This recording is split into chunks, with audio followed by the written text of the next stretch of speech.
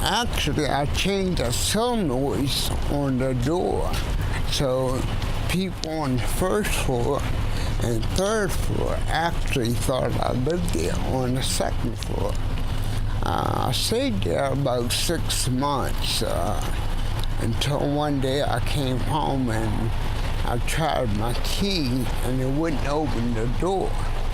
So at that particular time, I went around to the back and found all my belongings out in the backyard.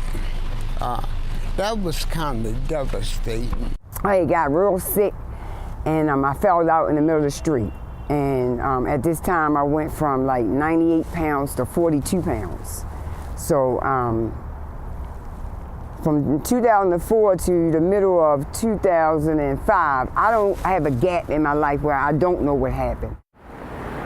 I mean, it's just a miracle that I'm still alive. When you look at the fact that I've been delivered from AIDS, homelessness,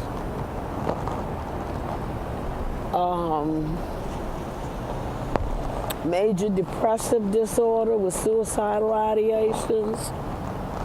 I've been delivered from hepatitis C, diabetes, high blood pressure, arthritis.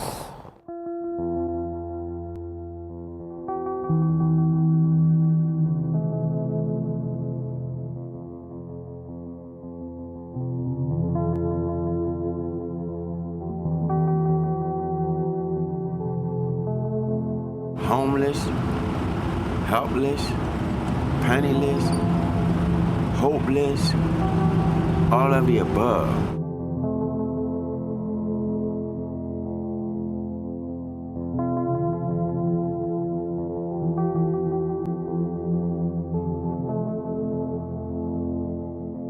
It's kind of lonely.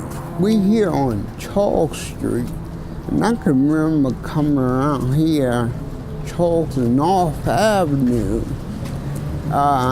It's a liquor store. And you could go in there and, I'll go in there and buy my beer, my wine,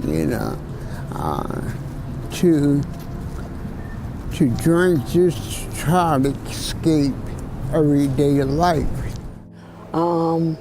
As a child, I felt like a misfit. And so the library was a safe haven. And when I was homeless, Barnes and Noble's down at Harbor Place was a safe haven. Any place that I felt safe would be somewhere I was always around somebody that can look out for me, because I wasn't able to take care of myself. So basically it would either be it wouldn't be my mother's house, because she wouldn't let me in. It would be one of my friend's house, or just hanging out on the street until it was time for me to go in the house and find someone to let me in their house. I thought I never was homeless because I always lived with someone. But I realized today that I was homeless and someone was looking over me. And only through the grace of God and God's mercy that I'm no longer homeless, because I have my own place. Man, that only through God's grace and mercy. I was always a loner, so I said to myself and tried to avoid people because I felt ashamed of myself. The turning point for me is when, in 1989, I was diagnosed with HIV, and I continued to get high. I was in denial about it, and I constantly stayed on the streets. When I first found out that I had it, I was telling people I had cancer, because I was ashamed to let people know that I was sick, because the fear of not having nobody around me anymore. I'm not homeless, but I felt that I was going to go out here and do something I may regret later, because I was told that there was 2 job openings out at a bakery in Lansdowne, but my problem is that I don't have bus fare to get there. Now, I done did SSI, social service. Why you say you're not homeless? You have your own place? I mean, I live with my mother and father. I'm 45 years old. You homeless. Right. This is Lexington Market area. The city is wide awake today.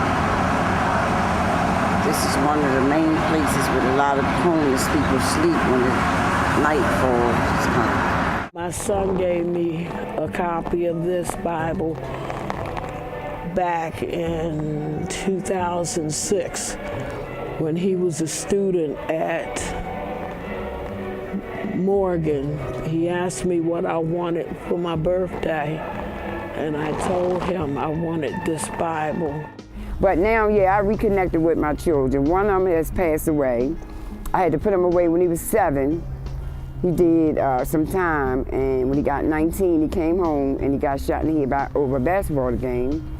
The other 2, as a result of me not being there and never teaching them nothing positive, they constantly in and out of jail. They're home now from some decisions they made on their own, but I still blame myself as a parent, the stuff that I taught them. And thank God somebody raised my daughters. So they live out Harford County, and they never got in trouble. And I got 7 grandchildren. But only a grandmother when I want to be. Yeah, let me say that one. My son, my daughter, my grandkids that love me dearly. Family members always been there. I just felt like I would stay away because I just felt like I wasn't worthy of their appreciation. It's a lonely place at night out here. I was homeless for 2 years on the run. Stepping over houses, ground, and everything else. And trust me, it's a miserable feeling, especially in the winter. This is my 2nd time at Project Place, and my room is my sanctuary, and Project Place is a safe haven for me. I asked this counselor about getting me a place, and she suggested that I go to Project Place. And when they asked me to go to Project Place, I still didn't want to go, because now I'm saying, I don't want to go because I got to worry about my children. But my kids was grown. So it was just more me being afraid of just looking at myself, knowing that I had to be responsible for myself. And once I made that decision, everything else just fell into place. Sleeping in a room in a bed and having 3 meals a day made it like home. And my roommate was nice and friendly. I loved my roommate. We got along real well. I had enough courage to ask somebody what to do because I didn't know what to do. And while I was there, somebody suggested that I just do one thing at a time. Like, they asked me what I wanted to do, and I said I wanted to go back to school. And they was like, well, you don't want your own place yet? And I was like, no, because I'm not ready. And at this time, when I got to Project Place, I'm still weighing like 60 pounds. I'm taking the GED class right there at Project Place. Also go to NA and A meetings right there in Project Place.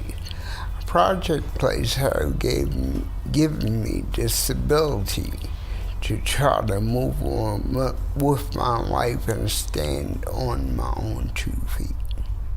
Project Place gave me that security that I needed in the beginning and that strength to walk out the door when it was time for me to move.